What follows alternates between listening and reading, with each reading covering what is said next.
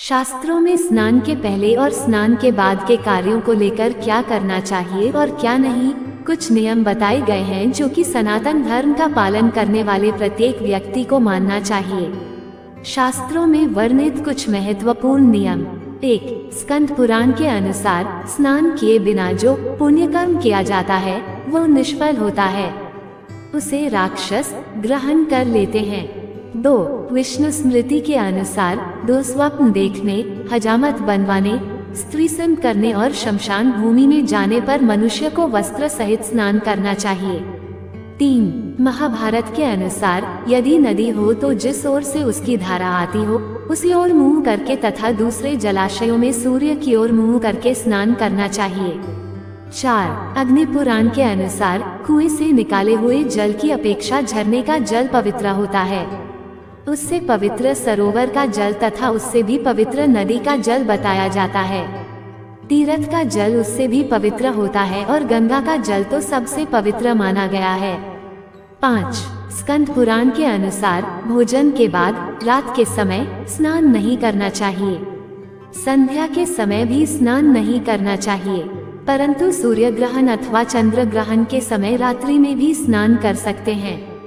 6. गरुड़ पुराण के अनुसार पुत्र जन्म, सूर्य की संक्रांति, स्वजन की मृत्यु, ग्रहण तथा जन्म नक्षत्र में चंद्रमा रहने पर रात्रि में भी स्नान किया जा सकता है। 7.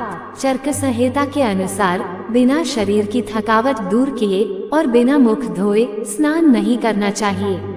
8. नीतिवाक्यामृत के अनुसार सूर्य की धूप से संतप्त व्यक्ति यदि तुरंत बिना विश्राम किए स्नान करता है तो उसकी दृष्टि मंद पड़ जाती है और सिर में पीड़ा होती है। 9. प्रजापति स्मृति के अनुसार कांसे के पात्र से निकाला हुआ जल कुत्ते के मूत्र के समान अशुद्ध होने के कारण स्नान और देव पूजा के योग्य नहीं होता, उसकी शुद्धि पुनः स्नान करने से ही होती है। 10. मनुस्मृति के अनुसार नग्न होकर कभी भी स्नान नहीं करना चाहिए। 11. वामन पुराण के अनुसार पुरुष को नित्य सिर के ऊपर से स्नान करना चाहिए, सिर को छोड़कर कभी भी स्नान नहीं करना चाहिए, सिर के ऊपर से स्नान करके ही देव कार्य तथा पितृ कार्य करने चाहिए। 12.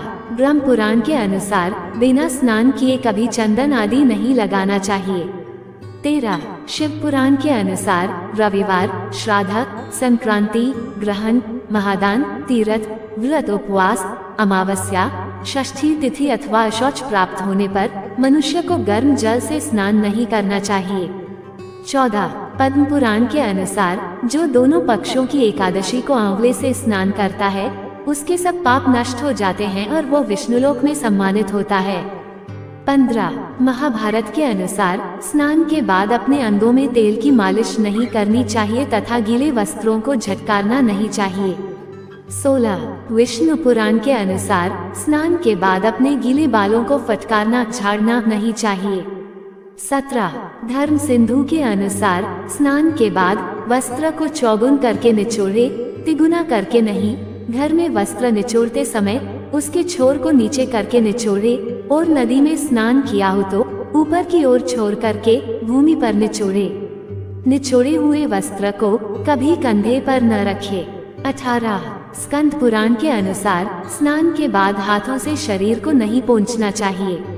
19. वाधूल स्मृति के अनुसार स्नान के समय पहने हुए भीगे वस्त्र से शरीर को नहीं पोंछना चाहिए, ऐसा करने से शरीर कुत्ते से चाटे हुए के समान अशुद्ध हो जाता है जो पुनः स्नान करने से ही शुद्ध होता है। वीडियो को अंत तक देखने के लिए धन्यवाद। कृपया हमारे चैनल को सब्सक्राइब करना ना भूलें, साथ ही अपने अमूल्य कमेंट भी करें ताकि हम इसी तरह सनातन संस्कृति का प्रसार करते रहें।